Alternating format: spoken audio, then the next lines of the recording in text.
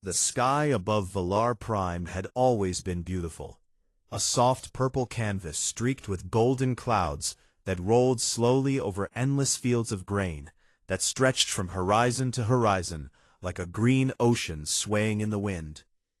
The Valaxi loved their world, and they had every reason to love it, because it was gentle and warm and full of life, and it fed nearly half the galaxy with the crops they grew in their rich, dark soil. They were a peaceful species, tall and slender with 4 arms and large black eyes that shimmered like wet glass. And they had not known war in over 1,000 years, because they had never needed to fight anyone, and no one had ever come to fight them. Until today. Ambassador Lena Ortiz was sitting in her office in the small human embassy compound on the outskirts of the capital city of Thyra, when the first explosion shook the walls and knocked the coffee mug off her desk, and sent it crashing to the floor in a dozen sharp pieces.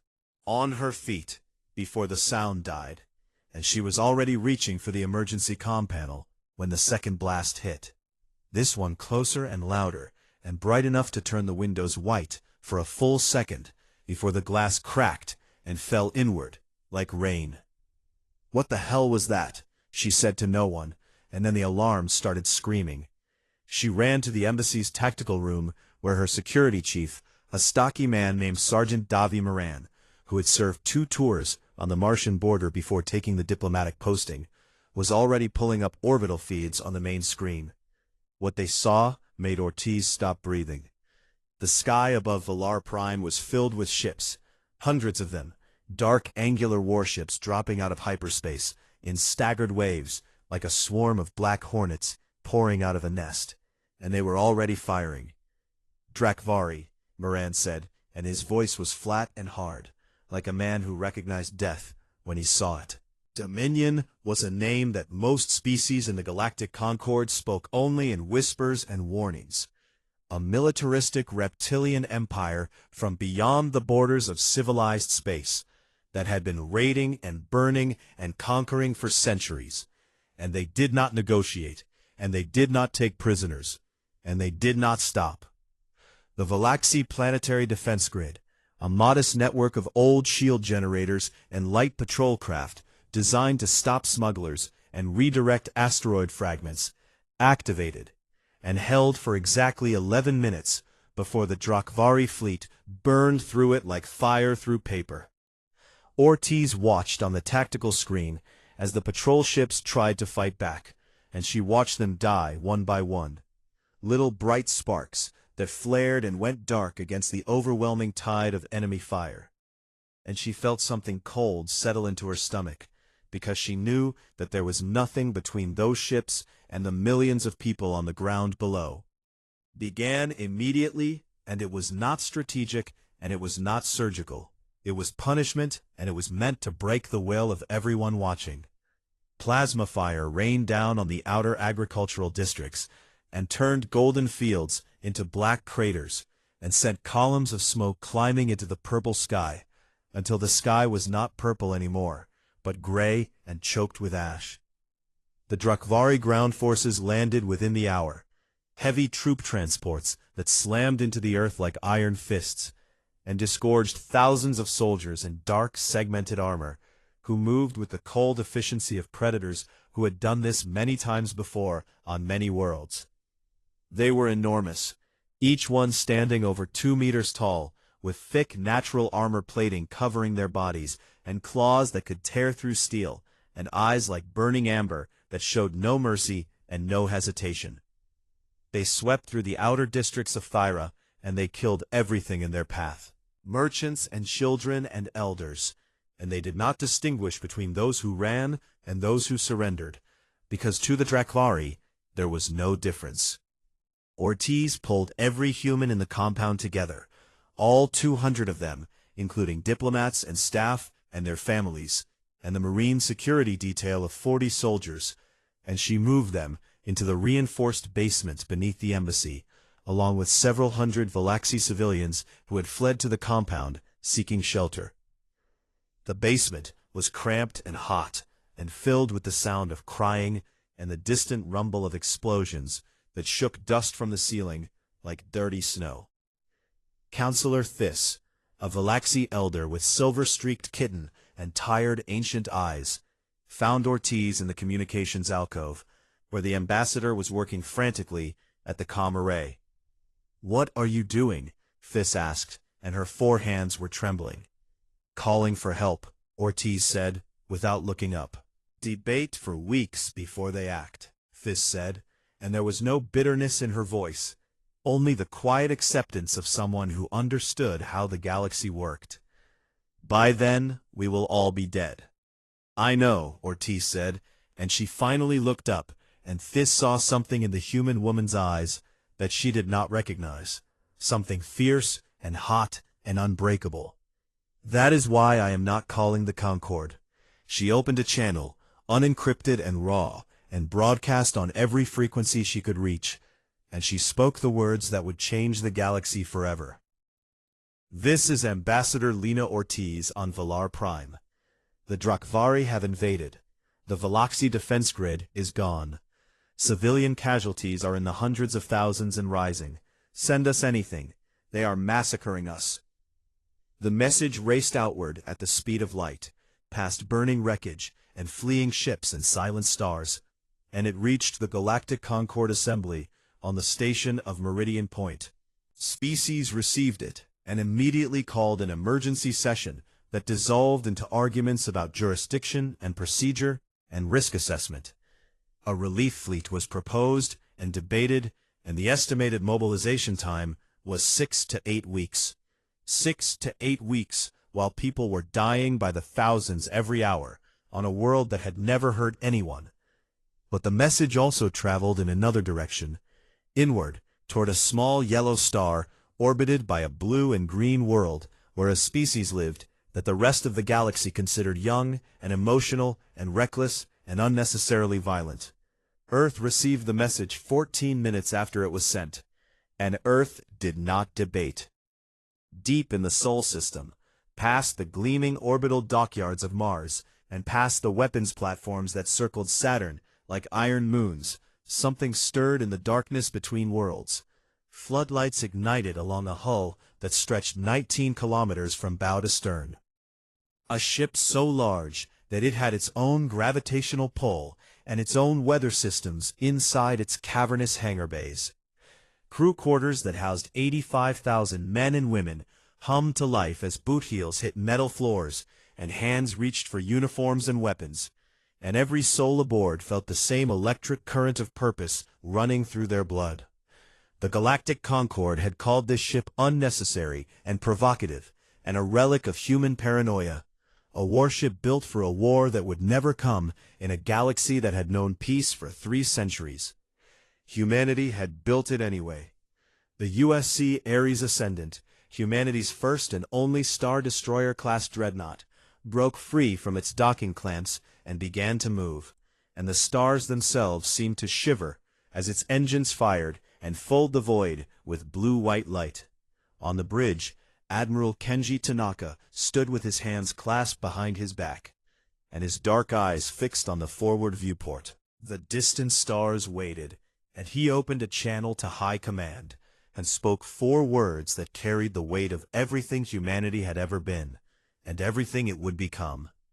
"We are answering the call." The Ares Ascendant moved through slip space, like a leviathan gliding through deep water, silent and immense, and filled with the quiet hum of purpose that vibrated through every deck and every corridor and every soul on board. Admiral Kenji Tanaka stood at the center of the bridge with his command staff gathered around the tactical holotable, where a blue projection of the Velar system rotated slowly and showed them exactly what they were flying into. 312 Drakvari warships held orbit over Valar Prime, and their formation was tight and aggressive and built around a massive command carrier at the center that belonged to the Drakvari invasion commander, a warlord named Sethrak, who had burned 11 worlds before this one and had never lost a battle in his long and bloody career. "1 ship against 312, said Commander Yukihara, Tanaka's chief tactical officer, a woman with sharp eyes, and a mind that could calculate firing sequences. Solutions faster than most computers. Those are interesting numbers, Admiral. They are, Tanaka said, and his voice was calm in the way that deep water is calm, still on the surface, but hiding tremendous force beneath. But they have never fought anything like us, because nothing like us has ever existed. He was not boasting, and every officer on that bridge knew it, because the Ares Ascendant was not just a ship, it was an answer to a question that the galaxy had stopped asking centuries ago. What happens when a species builds not for trade or exploration or diplomacy, but for war? The Galactic Concord had spent 300 years in peace, and their ships reflected that peace. Elegant and efficient vessels designed for cargo hauling and piracy suppression and border patrol, with weapons that were adequate and shields that were sufficient, and nothing more, because nothing more had ever been needed. Humanity had joined the Concord 60 years ago, and the first thing humanity's engineers had done was look at the galaxy's warships and quietly think to themselves that these would not survive a real fight. Not against an enemy that came with full force and genuine intent to kill. So while the galaxy traded and debated and congratulated itself on centuries of peace, humanity had done what humanity always did when it looked at the darkness between the stars. It had built a fortress and filled it with fire. The Ares Ascendant carried 14,000 torpedo batteries, arranged in overlapping firing arcs that could engage targets in every direction simultaneously. 200 fighter squadrons, crewed by the best pilots the solar system had ever produced. A ground assault force of 30,000 Marines, equipped with powered armor and heavy weapons. And mounted on its bow, like the spear of an angry god, was the weapon called the Pillar, a kinetic accelerator cannon that could launch a tungsten slug at 4% the speed of light, with enough force to crack a small moon in half. The Concord had formally protested the construction of this ship twice, and humanity had formally ignored both protests and kept building. Now the galaxy would see why. Below in the drop bay corridors, General Ava Osei walked among her Marines as they checked weapons and sealed armor and wrote messages home that they tucked into personal lockers just in case they never came back. Osei was tall and broad-shouldered, with close-cropped hair and eyes that could freeze a recruit at 50 paces. And she had been a soldier for 26 years, long enough to know the smell of a fight that would cost blood. "Listen up," she said, and 30,000 men and women stopped what they were doing and turned to face her. "The people on that planet called for help, and we are the help. When we hit the ground, you will see things that will make you angry, and you will want to be angry, because anger is fuel, but you will also be disciplined and precise, because we are not butchers. We are the wall between the innocent and the monsters, and walls do not break." The Marines answered with a roar that echoed through the metal corridors like thunder trapped in a canyon. Meanwhile, on Valar Prime, the situation was getting worse by the hour. Ambassador Ortiz had organized the surviving humans into strike teams that operated out of the tunnels beneath Phyra, the vast network of underground passages that the Veloxi used to transport grain between their fields and processing centers, and these small teams hit Drakvari's supply lines and communication relays and disappeared back into the earth before the enemy could respond. It was not enough to win, but it was enough to hurt, and sometimes hurting was enough to buy time. The Veloxi watched these humans fight, and they did not understand it at first, because the Veloxi had no tradition of war and no instinct for violence, and the concept of running toward danger instead of away from it was so foreign to them that it seemed like madness. But Counselor Thys watched Ortiz come back from a raid covered in blood and dust, some of it her own, and sit down among wounded Veloxi civilians and tend to their injuries with hands that were still shaking from adrenaline. And Thys began to understand that what she was seeing was not madness. It was love, expressed in the only language that the darkness understood. "Your message," Thys said one night, as they huddled in the tunnels and listened to explosions rumble above them, like the heartbeat of an angry world. "Did anyone hear it?" "Someone heard it," Ortiz said, and she believed it with every fiber of her being, even though she had received no confirmation and had no proof, because she knew her people, and she knew what they did when they heard someone screaming for help. Warlord Sethrak, meanwhile, had established his command post in the ruins of the Veloxi Parliament building, and he sat on a throne made from the broken furniture of a peaceful government, and he reviewed reports of the human resistance with the dismissive contempt of a predator who considered himself the apex of all things. "These humans," he said to his officers, "they are small and soft and fragile, and they have sent their little message into the void, begging for rescue. What will their people send? A strongly worded letter? A diplomatic protest? Perhaps a committee to discuss our feelings?" His officers laughed, because they had conquered 11 worlds, and no one had ever come to stop them. Not the Concord, and not any single species acting alone, because the galaxy had grown comfortable with the idea that peace meant not fighting, even when fighting was the only moral choice left. The Concord had in fact sent a formal communique to the Drakvari, requesting a ceasefire and negotiations, a polite, carefully worded document that referenced 17 treaties and 400 years of diplomatic precedent, and Sethrak had broadcast it to his entire fleet, for entertainment, and the sound of Drakvari laughter had filled the communication channels like the barking of wolves. But then something happened that silenced the laughter.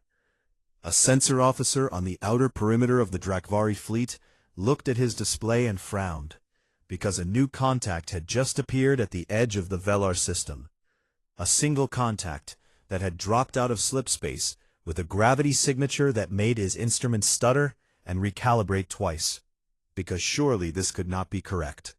He checked the readings again, and then a third time, and then he opened a channel to the command ship, with a voice that had gone very quiet. "Warlord, we have a contact at the system edge. Single vessel." "One ship," Sethrak said, and he almost smiled. "Destroy it." "Warlord," the sensor officer said, and he swallowed hard. "The vessel's mass signature is larger than our entire forward fleet group combined." The bridge of the Drakvari command carrier went silent, a heavy, suffocating silence, like the moment before a storm breaks. And Sethrak rose from his throne and walked to the tactical display, and stared at the single bright point of light that sat at the edge of his domain, like a star that had decided to come closer. "That is impossible," he said softly, but the numbers did not lie. And then every speaker, on every ship in the Drakvari fleet, crackled to life, as a transmission cut through all frequencies, with the calm, unstoppable authority of a tidal wave. "This is Admiral Kenji Tanaka, of the United Solar Command vessel Ares Ascendant. You are engaged in the unlawful invasion of a sovereign world, and the massacre of protected civilians. You have 1 standard hour to begin full withdrawal. This is not a negotiation. This is your only warning." Sethrak stared at the display for a long time, and then he dared, his teeth in what might have been a smile, or might have been something else entirely. "1 ship," he said. "Then it dies alone." But deep in the part of his mind that had kept him alive through decades of war, the part that recognized danger the way prey recognizes a predator, something whispered to him that he had just made the last mistake of his career. The hour passed in silence, the kind of silence that fills the space between a lightning flash and the thunder that follows. And every soul in the Valar system felt it pressing down on them, like a hand on their chest. Admiral Tanaka stood on the bridge of the Ares Ascendant, and watched the countdown reach 0, and he felt nothing but clarity, the pure, cold clarity of a man who knew exactly what he was, and exactly what he had been built to do. "Time," he said. "The hour has expired, Admiral," Commander Hara reported from Tactical. "The Drakvari fleet is holding position. No withdrawal detected. They are forming an attack formation converging on our position." Tanaka nodded once, A small, precise movement that carried the weight of the next few hours of history. Then they have made their choice, he said. All hands, battle stations. This is not a drill. The Ares Ascendant came alive in a way that no Concorde ship had ever come alive. Been built for this moment, and every system and every weapon and every person on board had been designed and trained and prepared for the exact scenario that was now unfolding. 200 fighter squadrons launched from the massive hangar bays in a swarm that darkened the stars. Thousands of sleek human strike craft pouring into the void like hornets from a nest that had been kicked. And they formed a defensive screen around the dreadnought as it began to accelerate toward the Drakvari fleet at full military power. Warlord Sethrak watched the human ship approach, and he felt the first cold finger of doubt touch the back of his mind. But he crushed it because he was Drakvari, and Drakvari did not doubt, and Drakvari did not retreat. All ships converge, he ordered. Concentrate fire. Bury it. 312 Drakvari warships opened fire simultaneously, and the void between the fleets erupted into a wall of plasma and torpedo fire so dense that it looked like a second sun had been born in the darkness, a blinding, screaming curtain of destruction that would have vaporized any fleet in the Galactic Concorde in seconds. The Ares Ascendant flew straight into it. The ship's layered shield matrix, 7 overlapping energy barriers, each one backed by redundant generators that the Concorde had called over-engineered and excessive, absorbed the barrage and held, and the dreadnought pushed through the fire like a man walking through rain, and the Drakvari watched in disbelief as their combined firepower washed over the human vessel and failed to stop it, and failed to slow it, and failed to do anything except make it angry. Shields holding at 62%, Hera reported, and there was something in her voice that sounded almost like joy. All batteries, Tanaka said, and he leaned forward slightly in his chair. Free engagement. Show them what we built. The Ares Ascendant opened fire, and the galaxy learned what human had. Engineering looked like when it stopped being polite. 14,000 torpedo batteries fired in a synchronized barrage that lit up the void like a sunrise. Each torpedo locked onto a separate target by the ship's combat AI, which was tracking all 312 enemy vessels simultaneously and calculating optimal firing solutions faster than any organic mind could follow. The first volley destroyed 22 Drakvari warships in less than 4 seconds, each one erupting into a ball of expanding fire and shrapnel that tumbled through the darkness like dying stars. And the Drakvari fleet, which had never encountered anything that could hurt them this badly, this quickly, faltered for the first time in living memory. But they did not break. Not yet, because the Drakvari were warriors born and bred for combat. And Warlord Sethrak was screaming orders into the fleet channel, driving his captains forward with rage and pride and the absolute refusal to believe that one ship could defeat an armada. The battle became a grinding, furious brawl, fought at ranges so close that the ships could see each other through their viewports. The Ares Ascendant carving a path through the enemy fleet like a knife through flesh, while its fighter wings harassed the flanks, and its torpedo batteries created killing corridors that turned entire sections of space into graveyards. The Drakvari adapted because they were experienced killers, and they knew that even the largest beast could be brought down. They began ramming tactics, sending smaller ships on suicide runs directly into the dreadnought's hull. They concentrated fire on the engine sections, trying to cripple the ship's mobility. They launched boarding pods that clamped onto the hull and disgorged Drakvari shock troops into the corridors, where human security teams met them with plasma fire and fury. Inside the ship, the fighting was savage. Drakvari warriors smashing through bulkheads with their claws and natural armor, while human defenders held choke points with overlapping fields of fire and improvised barricades, and the kind of stubborn, bloody-minded refusal to give ground that had defined humanity since the first time a human had picked up a rock and decided to fight something bigger than itself. On the bridge, damage reports flooded in.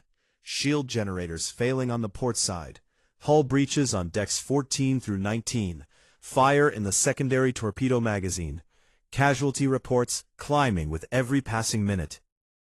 "Forward shields are failing, Admiral," an officer reported, and his voice was tight with controlled fear. Tanaka did not flinch, and he did not hesitate, and he did not consider for even 1 second the possibility of retreat. "Then we face them head-on," he said. "Helm, increase speed, take us into the heart of their formation.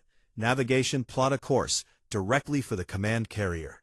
The Ares Ascendant surged forward. The Drakvari fleet parted around it like water around the bow of a ship, not by choice, but because anything that did not move was destroyed. And Tanaka watched the command carrier growing larger in the viewport, and he gave the order that the crew had been waiting for since the ship was built. Charge the pillar. The forward kinetic accelerator, the weapon that sat in the spine of the dreadnought like the backbone of a god, began to hum with a sound that resonated through the entire ship, and made teeth ache and bones vibrate. And the lights on the bridge flickered as power was diverted from every non-essential system into the single most destructive weapon humanity had ever created. "The pillar is charged, Admiral," Hara said. "Fire." A tungsten slug the size of a ground transport was launched from the bow of the Ares Ascendant at 4% the speed of light, a projectile moving so fast that it was invisible to the naked eye. Between the dreadnought and the Drakvari command formation in less than a heartbeat, it hit the flagship formation like the fist of a furious god. 3 capital ships were destroyed instantly, not damaged and not disabled, but simply unmade, torn apart at the molecular level by the sheer kinetic force of the impact, and the shockwave from the strike sent a dozen more ships tumbling out of formation with shattered hulls and dead engines. Warlord Sethrak's command carrier took the edge of the blast, and the entire port side of his ship was ripped away like paper, and atmosphere and bodies and wreckage spilled into the vacuum, and the lights on his bridge went red, and alarms screamed, and for the first time in his long and violent life, Sethrak heard something on the Drakvari communication channels that he had never heard before. Panic. His warriors were afraid. These soldiers who had conquered 11 worlds and burned civilizations to ash were screaming into their comms. Communicators in voices high and thin with terror, because they had never imagined that anything in the galaxy could do this to them. The tide of battle turned, and it turned hard and fast, like a river reversing its course. The Drakvari fleet, which had lost over a third of its ships, began to fragment as captains broke formation and ran for the system edge, seeking escape and survival over glory and conquest. On the surface of Velar Prime, the night sky lit up with explosions that outshone the stars, bright blooming flowers of fire that painted the clouds in orange and white. The Valaxi, who had been huddling in shelters and tunnels, came out and looked up, and watched Drakvari warships break apart in orbit, and fall like burning rain. Counselor Thys stood beside Ambassador Ortiz on a hillside outside the city, and watched a Drakvari cruiser split in half and spiral downward, trailing fire across the sky like a wounded comet.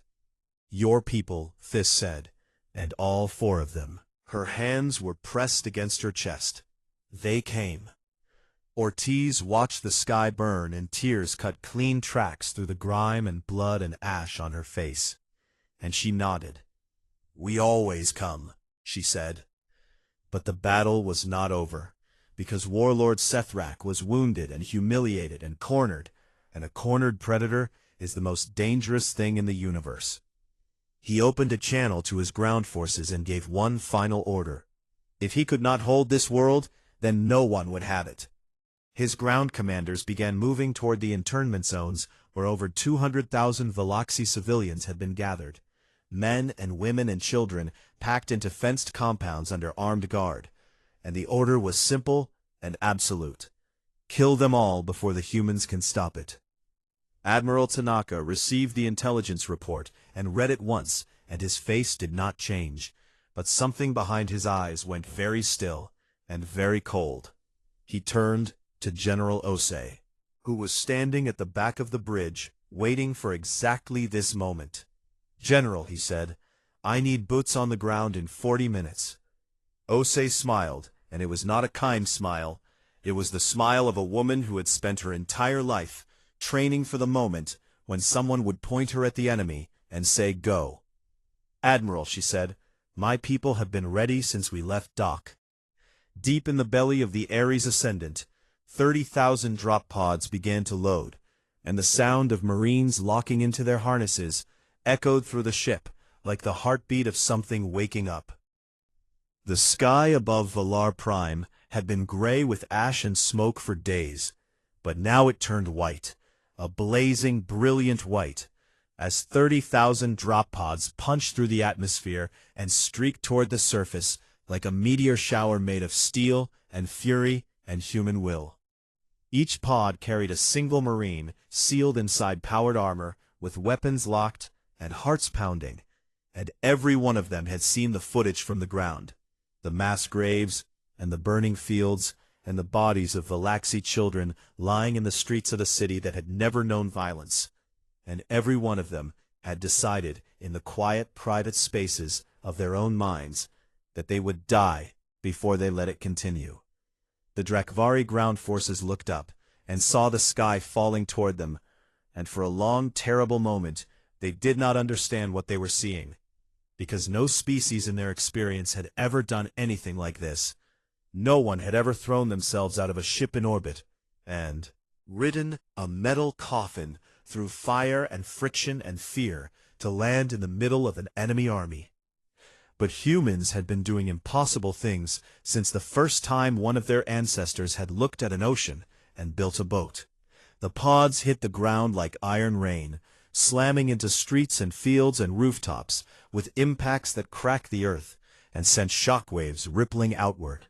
And before the dust had settled, the pods split open and the Marines came out fighting. General Osei coordinated the assault from a mobile command center that had dropped with the first wave, and she split her forces into 3 groups with the precision of the surgeon cutting away disease. The first group, 10,000 Marines under Colonel Rasha Farid, drove straight for the Drakvari command post in the ruins of the Valaxi Parliament building, where Warlord Sethrak was directing his final desperate orders. The second group, 12,000 Marines under Major Dante Reyes, moved at full speed toward the internment zones where 200,000 Valaxi civilians were waiting to be executed. The third group, 8,000 Marines, linked up with Ambassador Ortiz and her resistance fighters to secure the city's critical infrastructure and cut off Drakvari escape routes. The fighting in the streets of Thyra was brutal and close and personal in a way that space combat could never be. Here there were no shields and no firing solutions and no tactical displays. There was only the enemy in front of you and the people behind you, and the choice between moving forward and dying in place. The Drakvari were terrifying opponents on the ground, each one a towering mass of muscle and natural armor, with claws that could punch through the chest plate of powered armor, and teeth that could crack bone. And they fought with the savage desperation of warriors who had been told that retreat was not an option. The Drakvari had never encountered a combination of raw aggression and tactical creativity that turned every street corner into a kill zone and every building into a fortress. Where the Drakvari relied on brute force and overwhelming strength, the humans used the terrain. They collapsed buildings to create choke points and turned sewers into ambush corridors, and rigged intersections with explosives that detonated when the enemy pushed through. They fought from rooftops and basements and inside walls, and they never stopped moving, and they never stopped shooting, and they never stopped coming. Ambassador Ortiz met the 3rd Marine Group in the grain tunnels beneath the Eastern District, and she looked like something out of a nightmare, covered in dirt and dried blood, with a plasma carbine in one hand and a Valaxi ceremonial blade in the other. A curved, shimmering weapon that Counselor Thys had pressed into her hands 2 days ago with the words, "You fight for us, so you should carry something of ours." She guided the Marines through the underground network to a Drakvari staging area behind their main defensive line, where a column of heavy armor and war beasts was preparing to reinforce the internment zone guards. They hit the staging area from below, bursting up through the tunnel exits like demons climbing out of the earth, and the Drakvari never saw them coming. The battle was short and savage. When it was over, the staging area was a smoking ruin, and the reinforcement column existed only as scattered wreckage. But the real battle, the one that mattered most, was happening at the internment zones. Major Reyes drove his 12,000 Marines toward the largest camp at a dead run. He could hear the gunfire before he could see the fences, short, sharp bursts of plasma fire, followed by screaming that carried across the flat farmland like the voice of a world in pain. They had lined up Valaxi civilians in rows, families holding on to each other with all 4 arms, and they were cutting them down with plasma scythes in groups of 50, while guards kept the rest of the prisoners corralled with shock lances and the threat of the same fate. Reyes saw it through his helmet's magnification system, and something inside him went cold, and then went hot, and then went beyond heat into something that had no name. Something that every human carried in the deepest part of their DNA. The thing that made humans run into burning buildings and jump on grenades and charge machine gun nests. The absolute refusal to stand by while innocent people died. "Breaching charges on the perimeter fence," he ordered. "Every gun on the guards. Do not let them touch another civilian. Go, go, go." The fence blew inward in a dozen places simultaneously, and the Marines poured through the gaps, firing with precision that the Drakvari could not match. Each shot aimed and each shot lethal, and the executioners fell first because the Marines had been trained to identify and eliminate the greatest threat to civilian life above all other targets. The battle for the camp was fought trench by trench and tent by tent, and it was the worst kind of fighting. Close quarters in a space filled with terrified civilians who could not be allowed to take a stray round. And the Marines moved through it with a discipline that cost them dearly, because they absorbed hits they could have avoided if they had not been shielding prisoners with their own bodies. Reyes took a plasma burn across his left shoulder that melted through his armor and scorched the flesh beneath, and he felt the pain hit him like a wall of white fire.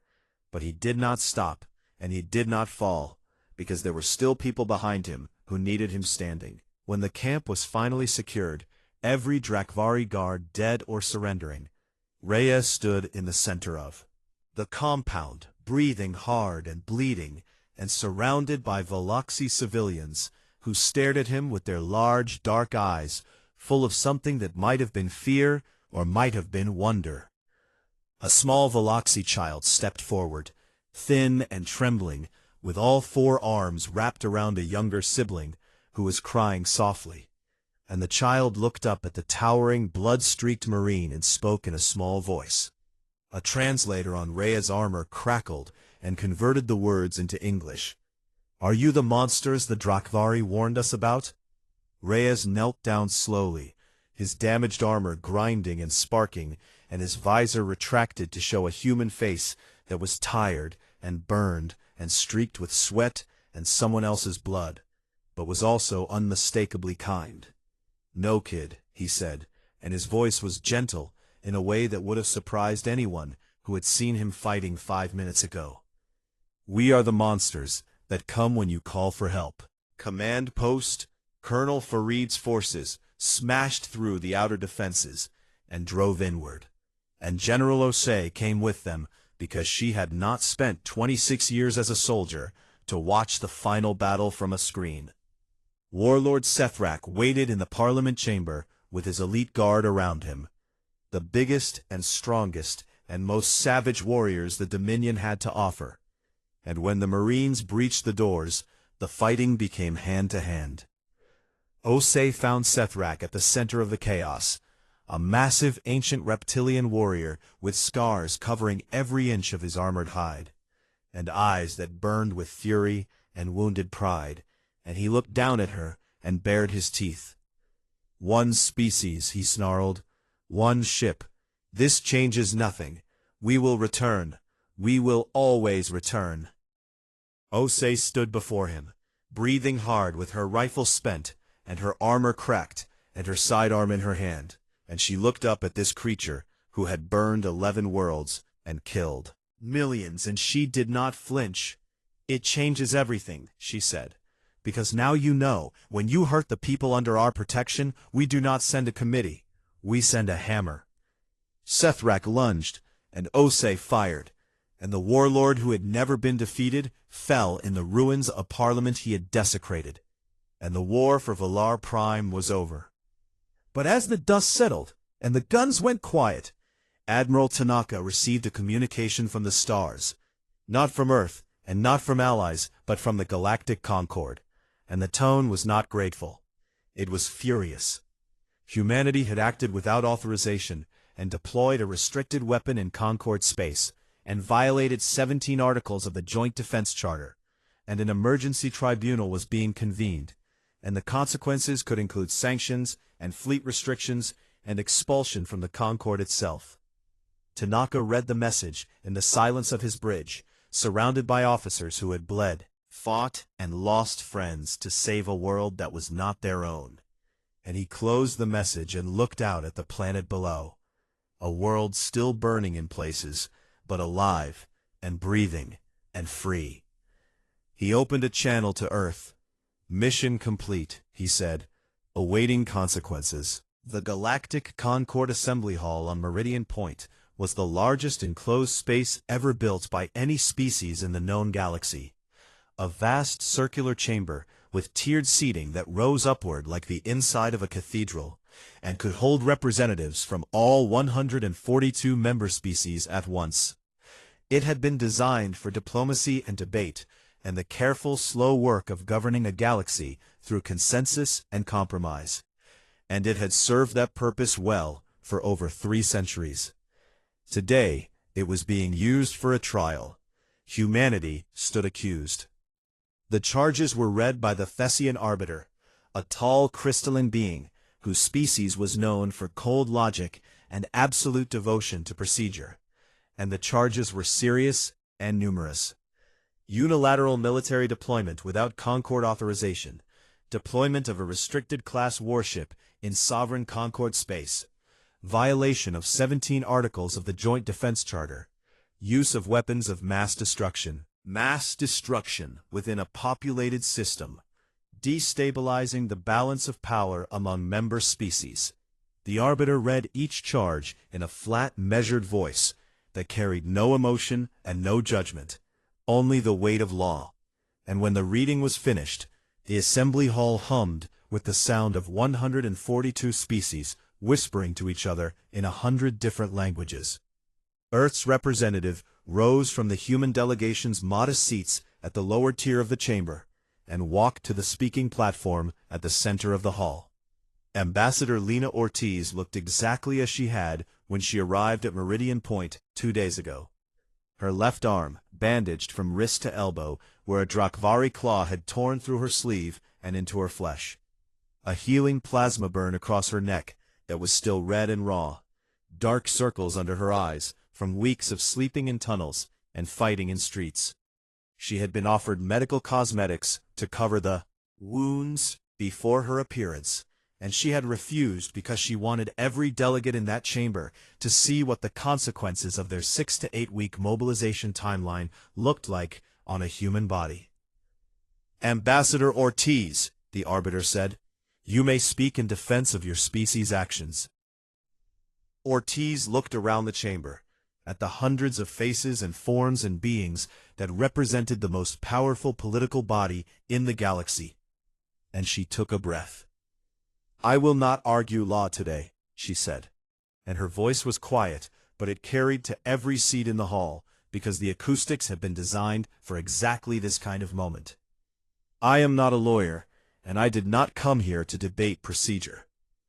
She pressed a control on the speaking platform, and the massive holographic display that hung above the chamber floor flickered to life. I came here to show you what happened while you were debating. The footage began. It was unedited and unfiltered. Raw recordings from embassy security cameras and marine helmet feeds and Galaxy civilian devices. And it showed everything. It showed the orbital bombardment turning golden fields into black craters. It showed Drakvari soldiers marching through the streets of Thyra, killing everyone they found. It showed mass graves being dug by machines while bodies were still being added. It showed the internment zones where families were packed together like cargo, waiting for death. It showed a Galaxy mother standing in front of her children with all four arms spread wide, as if she could shield them from plasma fire with nothing but love and the desperate geometry of her own body. The assembly hall went silent, not the polite silence of diplomatic attention, but the deep, terrible silence of beings confronted with something they could not look away from and could not deny. Ortiz let the footage play for 3 minutes, and then she stopped it, and the holographic display went dark, and the silence continued. The Drakvari invaded Velar Prime without warning and without provocation, she said. They destroyed the planetary defense grid in 11 minutes. They began killing civilians within the hour. They established internment zones and began systematic executions within 2 days. She paused. This body received my distress call within minutes of the invasion. An emergency session was convened, and the estimated time for a Concord relief force to mobilize and arrive was 6 to 8 weeks. She let that number hang in the air. Do you know how many people die in 6 to 8 weeks when an army is actively trying to kill them? She asked, and she was not really asking. She was forcing them to calculate and forcing them to feel the weight of the number. The Drakvari were killing at a rate of approximately 30,000 civilians per day. 6 weeks is 42 days. 42 times 30,000 is 1,260,000 people who would have died while this body followed procedure. The silence in the chamber had changed. It was no longer the silence of shock, but the silence of shame. The specific suffocating quiet that falls over a room when everyone in it realizes at the same time that they failed. Earth received my message 14 minutes after I sent it, Ortiz continued.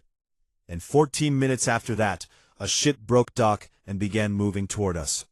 Not because a committee approved it, and not because a vote was taken, and not because 17 articles of a charter were reviewed and found to be satisfactorily addressed, but because human beings heard other human beings and Galaxy civilians screaming for help, and they decided that the only acceptable response was to come. She turned to face the Thessian arbiter directly. You are correct that we violated your procedures. You are correct that we acted without authorization. You are correct that we deployed a warship, that this body formally protested, and I will not apologize for any of it, because every single violation you have listed is the reason that 200,000 Galaxy civilians are alive today instead of buried in mass graves. She turned back to the full assembly. If that is a crime in this body, then I submit that your laws protect the wrong things. You have built a system that values order over life and procedure over justice, and the comfort of deliberation over the urgency of action. And the people of Velar Prime nearly paid the price for that system with their extinction. The chamber erupted, delegates shouting and arguing and pointing, and some of them were angry at humanity, and some of them were angry at themselves, and some of them were standing and applauding. And the fault line that had always existed beneath the surface of the Concord cracked open for everyone to see. On one side stood the powerful core species, civilizations that had built the Concord and written its rules and benefited from its stability, and they wanted order and predictability and the assurance that no single species could act outside the system.